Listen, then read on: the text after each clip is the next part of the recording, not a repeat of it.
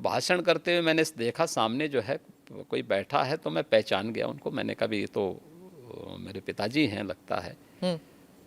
वो सभा के बीच में बैठे हुए थे।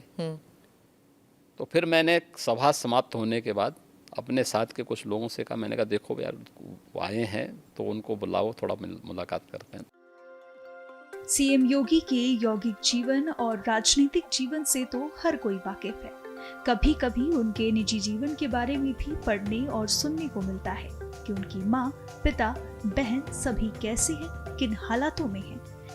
लेकिन क्या आप जानते हैं कि एक मुख्यमंत्री बनने के बाद माता पिता और बहन के साथ योगी आदित्यनाथ का संबंध कैसा रहा?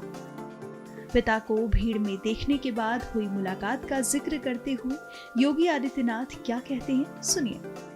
जब वो आपसे मिलने आते थे, आप उस वक्त चीफ मिनिस्टर थे, तो वो एक आम नागरिक की तरह आते थे, सीएम के पिता के रूप में नहीं आते थे। नहीं, यहाँ वो कभी नहीं आए।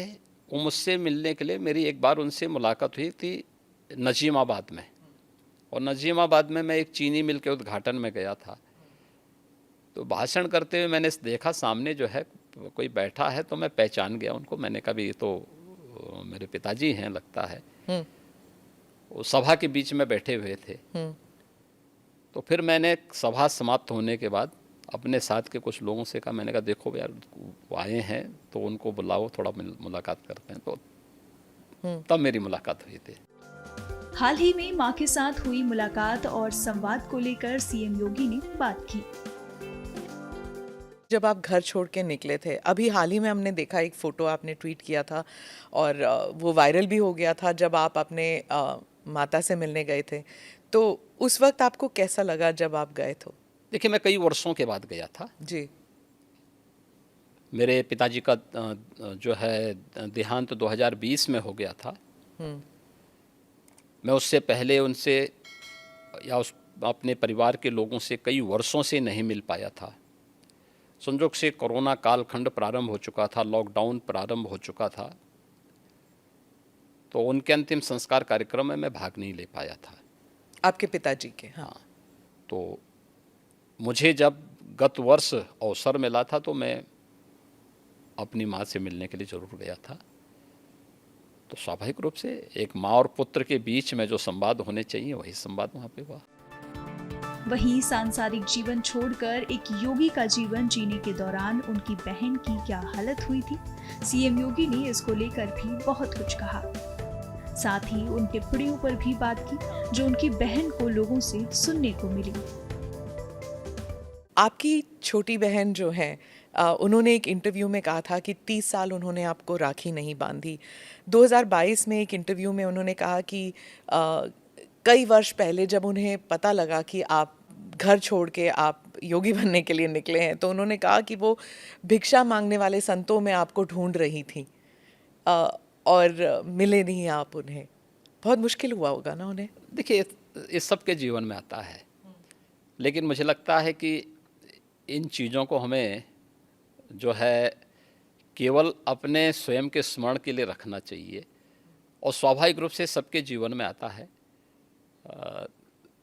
कई वर्षों के बाद जो है इस चीज़ें चलती रहती हैं। मुझे लगता है यही जीवन है। मैं एक इंटरव्यू का एक्सर्प्ट पढ़ना चाहती हूँ सर, क्योंकि ये हिंदी अखबार में छपा था और हमारे कई दर्शक हैं जो इंडिया से बाहर रहते हैं, वो शायद उन्होंने पढ़ा नहीं होगा। ये पढ़ के मुझे बहुत कठिन लगा जब मैंने पढ़ा, तो कि कैसे महसूस कर रही होंगी वो। मैं पढ़ के सुनाती हूँ। उन्होंने कहा, योगी के मुख्यमंत्री बनने के बाद कई लोग कहते थे कि आपको शर्म नहीं आती, आप मुख्यमंत्री की बहन हैं और बहन होकर आप चाय की दुकान चलाती हैं, इन हालतों में रहती हैं। मैं उनको एक ही बात कहूँगी, मैं गरीब हूँ, ये मेरा नसीब है। शर्म तब आनी चाहिए जब आप कोई गंदा काम कर रहे हों, किसी के हक का छीन कर खा रहे हों। मैं तो मेहनत करके अपनी गुजर बसर करती हूँ। हाँ, ठीक बात है। मैं इसलिए पूछ रही हूँ सर, क्योंकि आमतौर पर लोग समझते हैं ना कि चीफ मिनिस्टर हो या फिर सांसद हो, विधायक हो, इनके इर्द गिर्द लोग जो हैं इतने धनी हो जाते हैं और फिर सार्वजनिक जीवन में इसलिए आते हैं कि जो धन कमा चुके हैं उसे प्रोटेक्शन के लिए, और एक ये इंटरव्यू है आपकी बहन का। देखिए, व्यक्ति को कभी भी धन और वैभव संतुष्टि नहीं दे सकती है, और मुझे लगता है कि सबसे बड़ा योगी वह है जो स्वयं की मेहनत से संतुष्ट है, स्वयं के परिश्रम से संतुष्ट है। दूसरों की मेहनत से कुछ प्राप्त करना और फिर उसको छीन लेना, ये तो डकैती है। उसके अलग अलग रूप देख सकते हैं आप समाज में, और मुझे लगता है सबसे निंदनीय कर्म यही है।